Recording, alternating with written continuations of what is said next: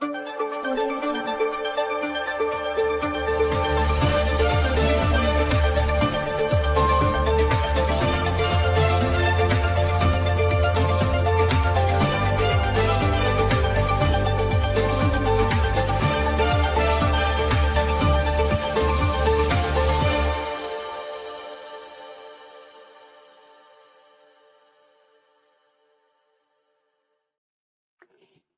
morning, good afternoon, or good evening, depending on where you are tuning in from. You are welcome on Mamlakak Broadcast Network, a platform affectionately called MBNK News, designed to contrast the worldly fact with the kingdom truth, the original. And I am your host for this edition today, Veronique Lawson, discussing this topic, Turning Point, with podcaster Robert L. Kraft from our United Republic. He is a trust administrator and international delegate from the Brotherhood in Tribulation of American people, and an avid advocate of maintaining the 1776 founding principle. Further information can be found on our unitedrepublic.com.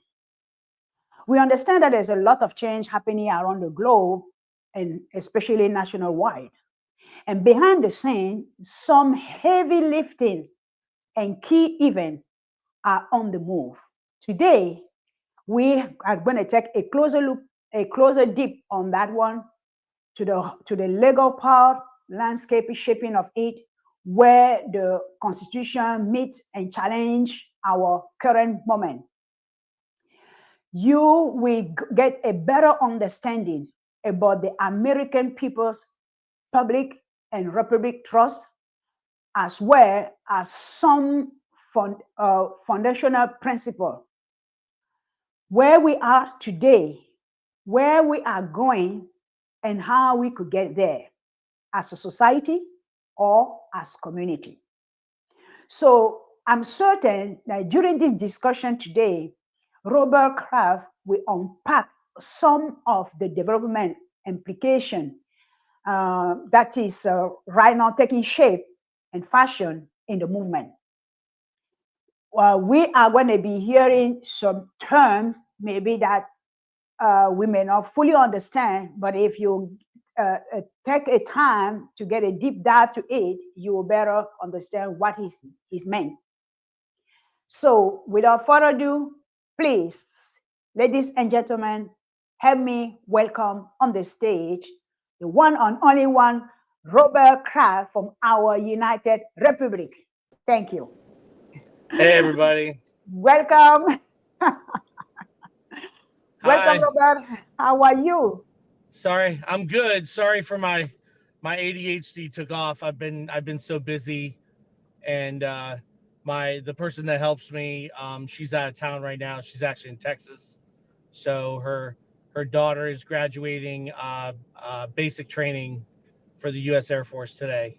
So I'm solo riding. That's why I got the dogs with me, and I'm traveling. But I've been traveling with them, so it's been a crazy couple days. But we are still building out the framework, and we have a lot of things have changed since the last time we talked. The last time we talked, yeah. I was in Queens, and I was just putting in the access points for the boroughs in New York. Since then, a lot's changed. So, and I think that's what we're going to unpack is what progression, what progress has been made, and where we're headed. I think we are, at this point, I think we are close to having a fully connected system. And I'm hoping that we're close, because I'm a little tired. But it looks like things are definitely moving in the direction that we thought they should move. Awesome. That is great. Yeah. First of all, I would like to say congratulations to the daughter, you say the daughter of Yeah. your administrative person who is graduating. So that's good. We are having a new addition on the Space Force. Wow. Yeah. That is awesome. And as yeah, last time that we spoke about on, you were giving us a lot of background um, um, and on the movement and also on our republic, what was taking shape, and how you managed to now be almost fully integrated to the lawyer who actually helped you to push some of the obstacles aside. And so now I also understand that you were traveling to the West Coast or to the East Coast, and that you were to have some meeting there. So you want to share on that one too, or you just want to give us a little bit what has transpired from all those traveling that you have been doing? Yeah. So the last time that we talked, I was setting up the boroughs. We still do not have a Bronx borough. That access point is closed right now. We're trying to figure out why. We don't really know. I was there yesterday. Mm-hmm. It's the same thing. It's still not accessible. So there's something there's kind of like a prerequisite, and we're missing something. We don't really know what it is. But what's happened is we set up a location, which is our foundation is set up in uh, Harrisburg, Pennsylvania.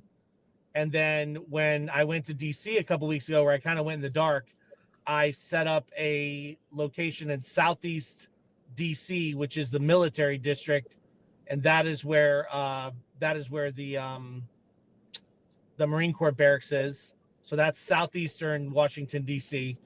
And then I set up a location in Virginia, in Alexandria, which is the national district.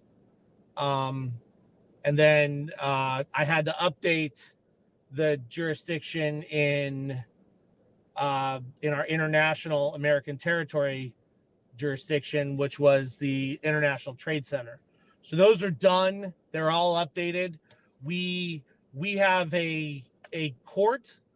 Apparently, this court's been around for like 15, 20 years. There is actually a North American air jurisdiction equity court that's registered with the Library of Congress, and the United States Supreme is recognized by the United States Supreme Court. So we have come in contact with that court, and we have a actual air jurisdiction court order. Um, and that court order has been used not only to update our other sites, but it actually acknowledged our affiliation as the American Republic. That entity, or that religious establishment, because that's what it is, technically under Article 1 or Amendment 1, it says the government cannot interfere in any establishment of religion, which means that you have to establish a religious establishment because it's an establishment of religion. So therefore, the government cannot get involved. So that's how we've been able to isolate them. That court issued a court order uh, uh, with our organization. Also, it's a protection order with the United States Marine Corps and the United States Army being the administrator, protect guardian. That court order was used along with my royalty rights from Kentucky to make the American Republic have royalty rights, and they have a guardian. On the recording documents, it says that the United States Army is the administrator of the trust. So that's done. Um, and then I had to go and update all the other boxes, or all the other access, because they're not boxes, they're technically access points. All the other access points, giving them credentials, or update their credentials.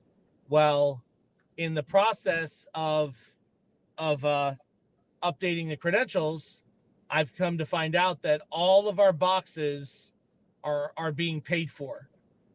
So we're responsible for setting them up, but as soon as we set them up, they get paid for. So we're no longer having to foot the bill to renew them anymore. They are actually getting paid, which is good, because if I couldn't get that done, that was going to be a problem, having to renew them until we got it right. So that's a good thing. Now what we have to do is figure out how to, I don't know if you saw my most recent post. And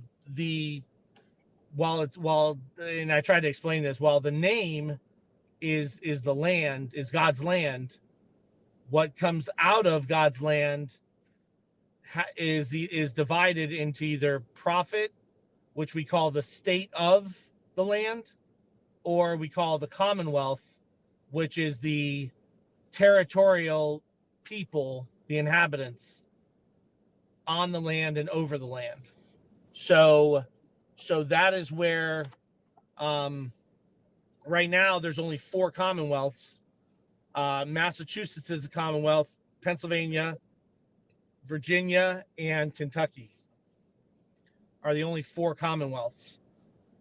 But we're supposed to have a Commonwealth for every state, and that is where we put our zoning, our area zoning, and our territory is supposed to be in the Commonwealth, and the state, technically, our earth area and territory, which actually, if you move the T to the beginning, it actually says T, right? So it's territory, earth, and area, which is T, interestingly enough.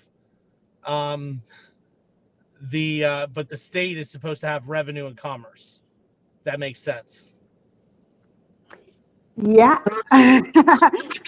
Actually, what I was understanding on what you were sharing now is that you said the land is God's land, and it's divided sort of in two. You have one part which is kind of state, and the other part is the Commonwealth. And that as Commonwealth, it means, just as the name says, it will be common for the people of the land, common to everybody who lives on the land. My question now will be, who divided that into the state and Commonwealth? I thought that if it's for God, it will only be a Commonwealth. So that means somehow there was something that happened in between to want to put it in as a state where they want to tax the people, because when it's common, they don't tax the people, correct? Correct. Basically, commerce and revenue work for the beneficence of those who allow them to conduct business there. So, but this all comes through like taxing businesses, or like sales tax, stuff like that. So what's supposed to happen is, as people perform revenue exchanges, or there's like taxes or tariffs or whatever for whatever commodity, whatever product or service, that contributes to the funding for the inhabitants that actually reside there, that allow those businesses to happen where on their land. That's awesome. Go ahead. Sorry. That is awesome. So it means that actually people supposed not to be paying excessive taxes, like paying mortgages or how you call it, extra interest rate on everything that they own, if the commerce and the revenue will generate the necessary taxes for the citizen. Well, yes, but not the U.S. citizen. There's a difference between a U.S. citizen is actually foreign to an American, what would be an American citizen or an American national. So a U.S. citizenships allow them the right to be in the public in America. So you can be foreign from another state, and you can come here and you can work and you can contribute, and then if you're born here, you become a U.S. citizen.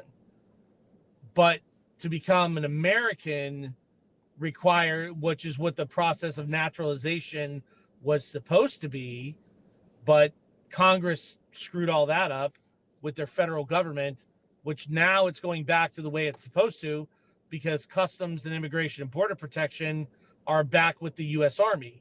Now that the U.S. Army has jurisdiction over Customs, Immigration, and Border Protection with Homeland, now people can be moved out of their public status or their U.S.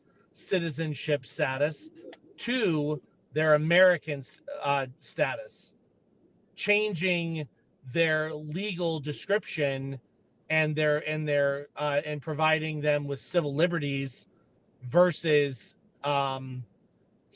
versus their maritime authority or their public persona authority. That makes sense. Yeah, sort of. Yeah, yeah. Thank you very much. It makes sense. It means that in America now, we have quote unquote two type of citizenry. We have the American status citizenry, and we have a general U.S. citizen who kind of a foreign person who came here and then became American or got married to an American and become American. And then now to transfer from that U.S. citizenry to American status, do they need to do something to become that American status, or is going to automatically be applied to them? Well, that's the part that we're trying to get up and running, so that the mechanism is in place for them to go into either their region. So we've divided the states up into regions. We're still trying to figure out the most efficient, effective way to do it. We may have to go to what's called a cultural region. I'm hoping we don't. I'm hoping we can just use the metes and bounds of the state to basically drop a provincial territory inside of it, and then, or with it, and then basically use that by carving it up into regions based on population. And then having a judiciary within that region as a circuit, going back to our civic system versus a civil system. So that's the part we're trying to work out. That's the part that we're trying to get into the meeting with the Army, with the Corps of Engineers, to divide these counties up, divide these districts up, and get those administrators where they belong, to get the people that are there that are not going to remain as U.S. citizens out, and get their status shifted, get their new passports issued, their identifications changed or switched over, because that's really what this is about. I've said this from the beginning. We are not dismantling our revenue system. We are not dismantling our commercial system. We are merely cutting a line and saying, for the people who want to participate in the for-profit side, and they have those businesses, they have the capacity, they can go there. But the everyday individual, they don't participate in those systems. They need to be taken out of there unless they are actually working. So let me give you an example. Like, I'm a paramedic, right? So I'm a paramedic. If I'm driving the ambulance, then I have to have a driver's license. But if I'm driving my private vehicle and I don't own a company, for-profit company, then I'm private, which puts me in a different jurisdiction. So Congress got the power to regulate commerce. They did not get the power to regulate everything, but because the people have not put together their organizations or their religious establishments or their institutions, there's been nothing there. So it just defaulted to foreign maritime. And now we're moving back to U.S. maritime and U.S. Admiralty and U.S. Law of the sea for our public and our revenue, and then from there into the trust side, which is the territorial area side. Beautiful. So we're just separating. We're dividing them to where they belong, Mm-hmm. and we're not here to dismantle basically the greatest revenue economy and trade system in written human history. We're not going to dismantle that. What we're going to do is we're going to make it better by getting the people that don't belong there out of there. Exactly. So, in other words, it means that we are actually going back to the founding father principle of the 1776 Republic as they saw it and as they wanted the people to live in this country. Correct? As you Correct.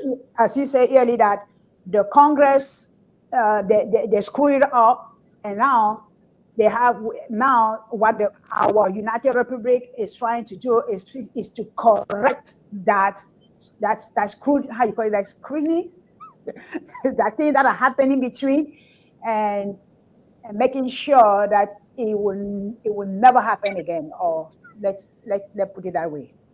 Yeah, I mean, we're really approaching it from the aspect of, if we put enough safety mechanisms in,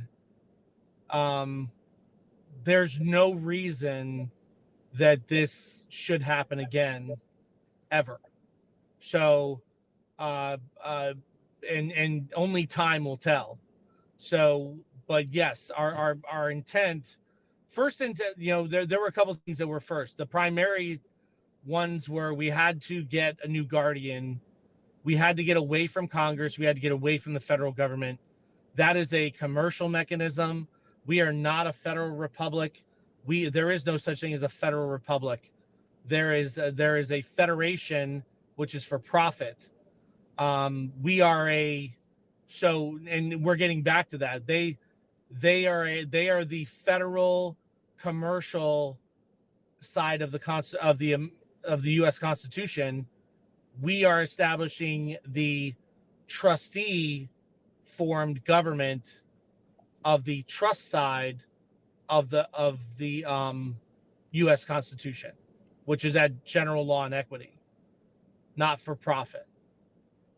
So once we get that trustee formed governance mechanism in place, then we will have a federal formed government, and we will have a trustee formed government.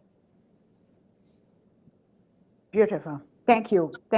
Are you aware of the postal system was established on July 26th of 1775, before even there was a United Republic of America? I wasn't aware of that, but I'm not surprised, because the U.S. postal system is attached to the U.S. Army, and the U.S. Army was founded before 1776. Exactly. So, what about the True Currency Act of 1764? It said that it was a fundamental reason for the event of July, the 4th of July, 1776. Did you have any thought on that one? It called the Currency Act of 1764. I haven't read it, but I can tell you that's the part of we are entering a global administrative system. We're leaving the world jurisdiction and we are entering the global jurisdiction,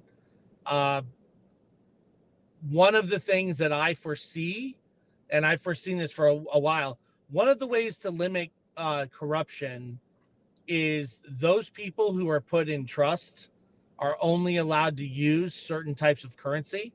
So let me give you an example. If you're a police officer, right? You're law enforcement, and you have a certain type of currency that you use. Let's say it's used through a check card or a credit card or something like that. Well, that currency is your form of transaction because you are law enforcement. Sorry. So then what happens is, let's say that a law enforcement officer goes and spends $30,000 in cash on a car. Well, they're not supposed to have cash. So how did you get $30,000 in cash when you are a law enforcement officer and you're supposed to only use this currency? Where did that come from? So that's how you get rid of corruption. Yeah, I see. So thank you for highlighting that point. Thank you very much, Robert. It means actually that as we the people are saying that the Federal Reserve is a foreign to America, and it was a cartel. It is a cartel still that need to be get rid of, and then replace it with the true currency that the founding father actually wanted this nation to be ruled and governed by. Yeah, I think what you're going to see is, because our global financial system has changed significantly, you're going to see these layered type of currencies where if you're in a certain jurisdiction, you'll be able to access those currencies. If you're in a different jurisdiction, you'll be able to access that type of currency. Probably nothing more different than, let's say you have like a flex spending card where you can only buy certain like medical things that are on the list. So you can spend that card, but you can only spend it on a doctor's appointment or like some kind of medical event or whatever. That's pretty much like the system we're going to have, where you're going to be able to spend certain currencies somewhere, but you may not have access to other locations that use a different currency. So that's how you're not going to let people they're not going to go there, because there's no way for them to actually have that exchange without a sponsor, and you have to be sponsored into the system. Wow. So the change is so rapidly, and at this point of time, the implementation is also being done behind the scene, correct? Yeah, I mean, a lot of I don't get involved in the financial stuff because I'm on the other side. Yeah. So I rarely really pay attention to it, but everything that I've seen is leading that direction, and really it's one of those safety mechanisms that are in place. And believe me, they know that people are like hurting. They know that like the general average American or inhabitant, whichever one they are, they're hurting. They know it, but they also have to make sure that they cross the T's, they dot the I's, that everything's done right. Because if it's challenged and it can't hold up, it's just going to disintegrate. And so they have to make sure that all these prerequisites are in, that all this stuff is right before they release it. Because once they release it, once you open the gate, there's no way to get it back. So you got to make sure that all that stuff's in place, and that's what you're seeing behind the scenes. And that's the part that we're working on, is getting the other side, the non-financial side, leveled off with the financial side, so that they are kind of more in balance. and there is a divided both sides. Beautiful, beautiful. Thank you very much. And so, my other question to you, when we get you, I want to get more to understand what is going on now. Is that first will be implemented in America, and then after you talked about global, and after America, so all the other nations will also get the same impact. Let's say our neighbor or our 51st state, Canada, for instance, is everything that you're doing now will be impacting the Canadian as the 51st state of America, as President Trump said? Well, it will definitely be Canada and America, northern Canada and America are already aligned. The trust that was recorded actually established a new language for Canada. It took Canadian American or Canadian English and American English and unified them through the Encyclopedia Americana. And we have now claimed, as a people of in North America, we have claimed Americana as our official language. So Americana is the Encyclopedia of Americana, or Encyclopedia Americana gives us a language. So we've claimed that language as ours, and that is our official language. So the court that we are aligned to is in Alberta. So technically, through our organization, we've already aligned with Alberta. So as far as we're concerned, Canada and America are already one in North America. One inhabitant people in North America. So that's already happened as far as our trust is concerned. And we speak one language. And how would take the people to get to really know that this has already happened? How Well, long that's the part that we're trying to finish putting together, so we can get down to the actual community level. And this is something that happened the last couple of days. People have asked me, they're like, well, we're waiting. I'm like, you should not be waiting. You should be going through your community, your local community, your county, and trying to decide, because the zoning commissions or the zoning boards are going to be removed.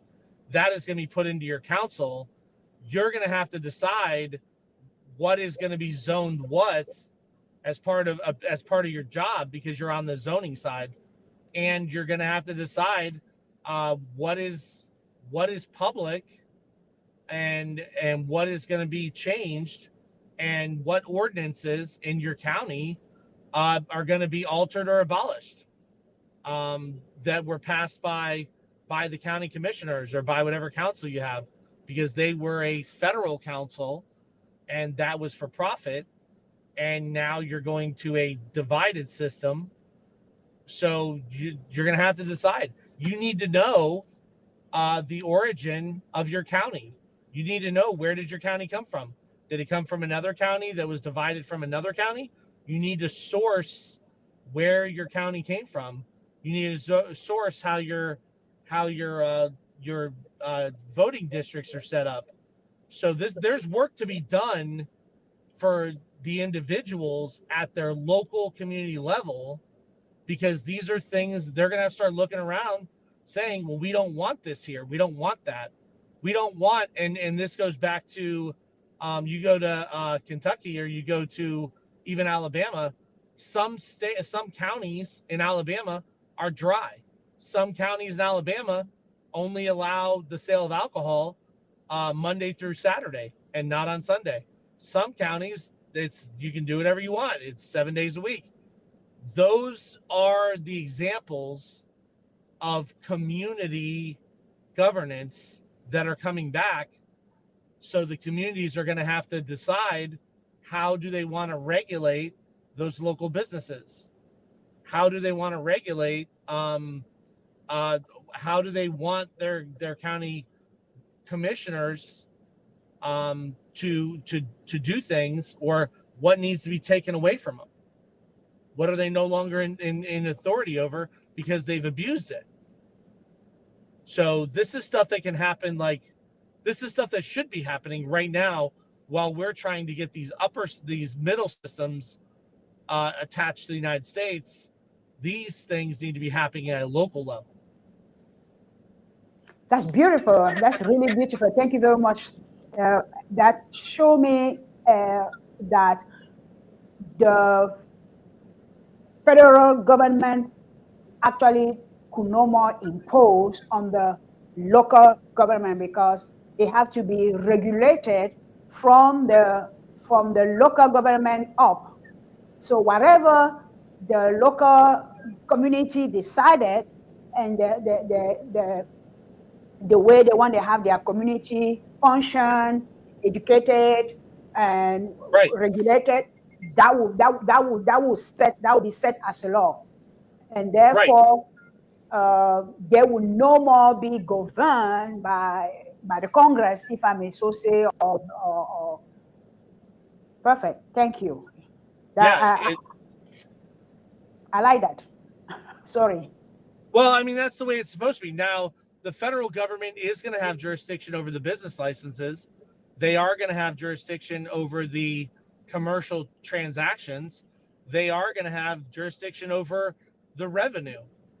That's their job.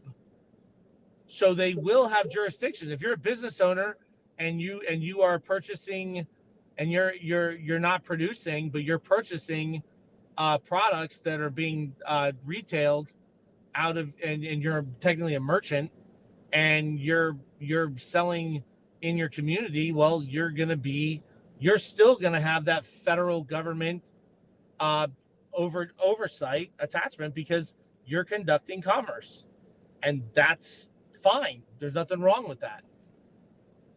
But your house, your home, where you reside, or you inhabit, that's a different jurisdiction. Unless and then that's where we get into this whole thing about, if you think about it, back in the day, people built 2-story houses or 2-story places. The bottom floor was the store and the upper floor was the residence.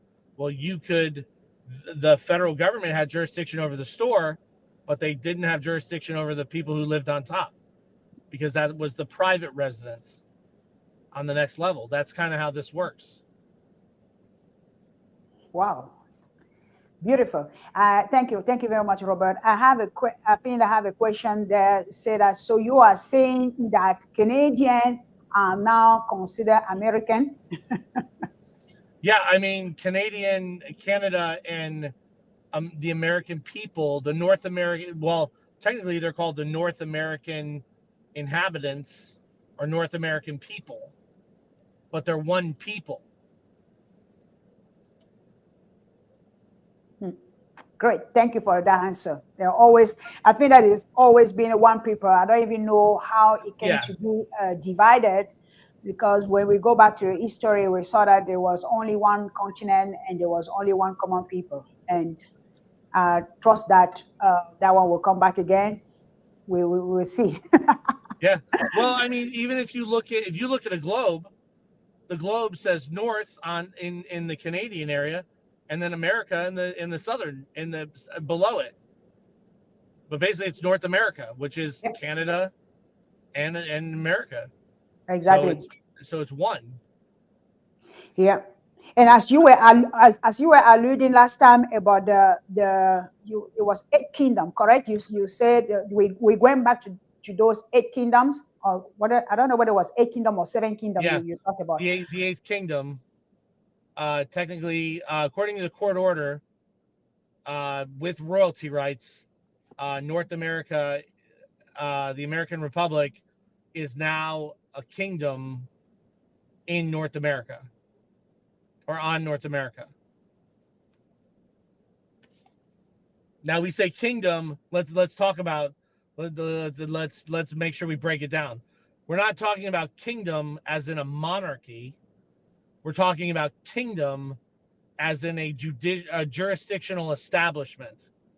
So North America is a kingdom as far as the jurisdiction where kings are, where royalty rights are. That is where the kingdom is. So it's technically a people's kingdom nation. Exactly. I think that if we consider every human being as a sovereign, it means that the people of Europe will be one kingdom. The people of Africa will be another kingdom. The people Right. of America will be another kingdom. The people of Asia will be another kingdom. Because if we went back to that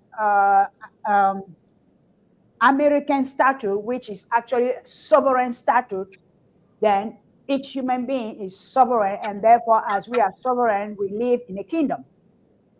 I don't Well, know, that's maybe. true, but remember, like under under admiralty law, sovereign is defined as the ability to defend. So when you read the law, I think it's the law of the sea. When you read the newest version of the law of the sea, it specifies that a battleship is considered sovereign. The reason a battleship is considered sovereign is because a battleship can defend itself. So sovereignty comes from the ability to defend one's name or reputation or their equity, which is their property. If you cannot defend yourself and you cannot defend your reputation and you cannot defend your property, you are not sovereign. And it's the responsibility of at general law and at equity that common defense means that you have the ability to defend by word or sword yourself, your physical self, your reputation, your public reputation, your social reputation, and your actual physical property. And that's what makes you sovereign. So thank you. So it means that if we have to receive that definition from uh, the government, that if we could not defend ourselves, or if we could not do this, we could not do that, we are not sovereign. But I thought that the Constitution of America actually says that everyone is born equal. Yes. It means that if we are equal, we are sovereign. And whether Well, whether we're born equal. We're born equal. We have to achieve our sovereignty. This is the difference between a U.S. citizen and an American citizen. It is a qualification. It is an immigration process. We are a nation of immigrants, which means everybody, no matter how you're born, if you're born a U.S. citizen, you have to immigrate into America. America is only immigrants. No one is born American. can you explain that one a little bit better, please, for the people who will really, because I may understand it, but I don't know whether everybody is getting your point that no one is born American. It could be very um, confusing a little Confusing? bit. Yeah. Yeah. So when you're born, technically the way the world works, the way nature works, an infant is not born with civil liberty. An infant is born under civil law or civil statute. So they are subject to the civil statutes of a state or the community law, right?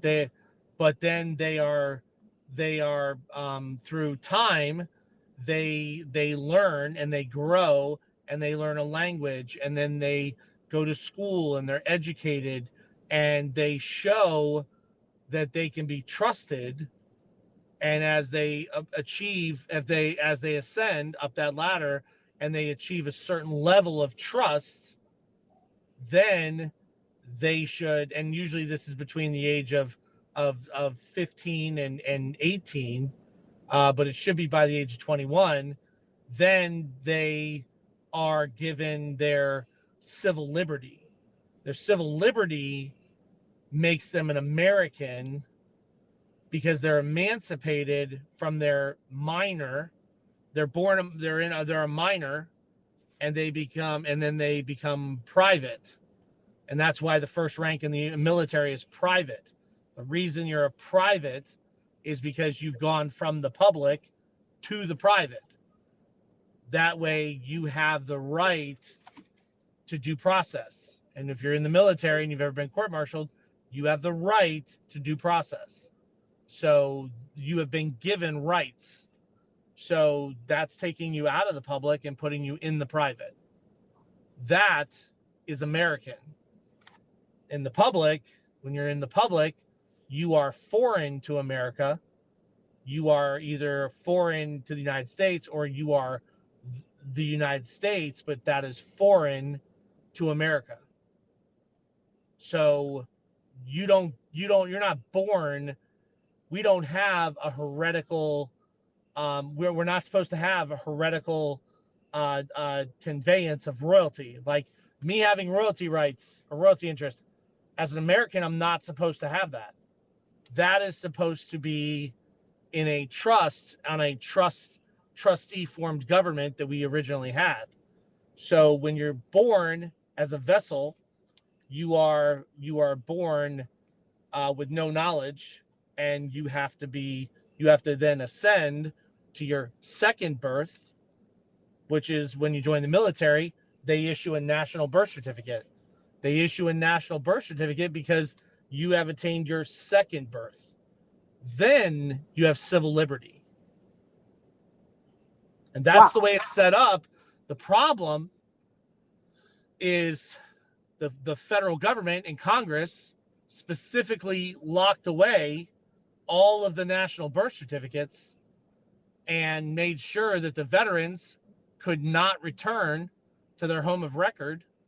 And then they made sure that the veterans not only couldn't return to their home of record, but they could not get their civil liberties, because under civil liberty, they are more powerful than a civil judge, which means they can actually initiate a prosecution of a civil judge or a federal judge, because they are considered a guardian of the nation.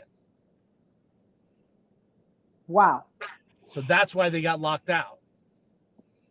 Thank you. Thank you. Did you think that can a veteran prosecute, or all the veterans, if they know that, prosecute the federal government and trying to get back that power or their birth certificate? If the system was working correctly, yeah, the veteran that was actually educated in law for prosecution, they would be able to prosecute. But what would happen is, let's say that a veteran works for, I don't know, a county, right? And they know that county is violating human rights, or they know that county is not abiding by the law. They can gather the evidence and then take that evidence to a grand jury anywhere in North America. And if that grand jury anywhere in North America indicts the individuals in that county, now it initiates a territorial inquisition. And that's how the system's supposed to work. Awesome. Wow. Thank you. Thank you very much. And I have another question. How will the people get all this information to be well educated in terms of knowing their right and knowing exactly what they ought not to do and what they have to do, that what have happened will no more happen? Well, I think that's the part where when we finally get directly connected to the judge advocates and get in a room, we're going to have to establish a some type of American educational institution that's going to we have to revamp our education system to synchronize to our type of government that we have. So um, you can't have a republic, especially a multi-dimensional jurisdictional republic, and not have a education system that is designed to cover those multiple divisions, to rear basically our what is it called, our children. I there's another word, um, uh, to rear them to be responsible for that republic, especially one that is multi-divisional and multi-jurisdictional.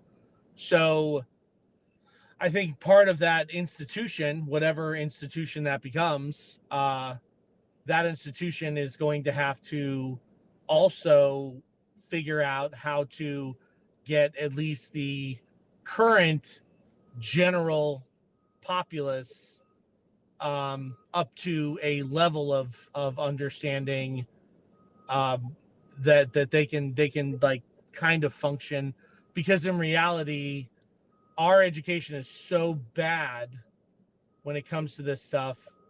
We're looking at probably 20 years before we have anything that resembles how it's really supposed to work, and we're probably looking at 30 to 40 years before it's fully functional, fully operational, and the military can and the mechanisms that are facilitating it can let go and let it go on its own. I think we're 30 years away from that actually happening. Wow. Wow, that's deep. It means, So we go don't ahead. know anything about this stuff. Like as a population, we know nothing about how any of this stuff works. So we have to think about that. We have 360 million people. Like that, what are you going to do? You're going to have to, like, they're not going to get it. These people, and not only that, most of them have like worked themselves into just frustration. They're not ready to take on an entirely new type of understanding of their relationship with their social and civic relationship, with their government. Like they're it's going to be very difficult. Those people are going to just have to be facilitated, because we know that we're playing the long game of 20 years from now. Yeah, indeed. And I do believe that that's the reason why President Trump is now returning back the education system to the state, so that uh, people could re-implement all what you just share now in a local community, educate the people, and they have to go from I don't know which grade in the middle school, through the high school, and then in the university, to be able to come to that full understanding. And as you said, still some people will say, okay, that's just too much for me. Right, right, I don't want to be bothered with this one. right. And there's nothing wrong with that, because it's going to be hard. It's going to be hard for them to make that turn, and it's not fair to them to say, well, you don't get to, like, you're out because you're not willing to change. It's not about they're willing to change. Some of them just don't literally have the capacity to make that change. Like, they just can't do it. They're just not going to be able to do it. That's fine. There's nothing wrong with that, but it still has to happen. So we're going to have to use an attrition model for it to happen, not a imposition model. Wow, that's a great way. Thank you. That's a great way using the nutrition model that to happen. That's the better way, I think. And I have all my question answered today. So I don't know. Did you have any other thought in mind that you would like to share with us about the Republic, our United Republic, and where people could find you and how we could connect with you and all that? Yeah. So we have a website, ourunitedrepublic.com. I do want to throw this out there. We wouldn't be here if we wouldn't have got the Stripe approval and people would not have purchased the shares. We would not be here. So, I want to say thank you. And we're not done yet. So we figured out that when we open the access point, we have to front load the purchase and the setup of the access point. Once we purchase it and we set it up, then they can take it, but they cannot do it themselves. They need us. And that's something that we need to think about is we as the people got the power of establishment and origination, and we got the power to alter or abolish. They got the power of force, and they got the power of opinion, and they got the power to restructure or reorganize. So we have to understand our role is the establishment, is the alteration, or is the abolishment. Their role is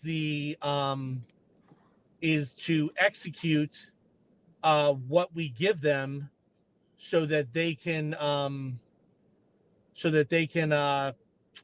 that they can do what they need to do. And right now we don't know everything that they're missing. So we're kind of fumbling through the dark trying to do it. And that's what these access points are. These access points are actually opening the doors for them to be able to do things and get certain things done. So, ourunitedrepublic.com, the support, we wouldn't be here without those people supporting. And the continued support until we get the whole thing connected and all of it funded and we can get in the room where it happens. But we are moving forward, and I just wanted to say thank you. Thank you. Thank you very much, Robert, for giving us all those information. And as you say, people could find our website out and chip in and help as they can. In the meantime, you have a group of people working with you for now, correct? Yeah, we're kind of in this limbo because we have kind of everything set up, but we need a couple other things to happen before everybody can go into overdrive. So we were like going really fast, and now it's kind of gotten like, okay, we kind of have to slow down. So we have an international liaison that deals with Space Force. We have a national coordinator that's working with the Michigan General Assembly as far as a national level. We have a representative out in British Columbia that she's coordinating with the tribal nations and trying to get them kind of organized. Our court, which is up in our judge is up in Alberta. So we've got people working and they're getting stuff done. But right now, we've hit like this kind of stagnant point until we can get over the next hump. So, and we're trying to figure out all of what that is because they can't tell us. We have to do it ourselves. We have to figure it out ourselves. So that's where we are. I'm on my way right now to another state because I have to put in an access point in another state today. Wow. So, which I wouldn't know unless I had gone to New York yesterday and figured out that we're missing a connection somewhere. So I think this is the right place. We'll find out in the next couple of days. Thank you.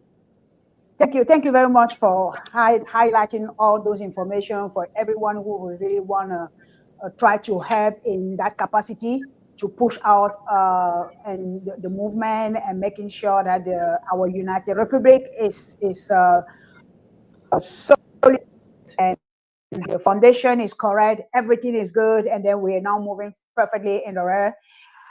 So that will mark out our uh, end today for the show. But please remain quickly if you can on the backstage as I wrap up the show quickly.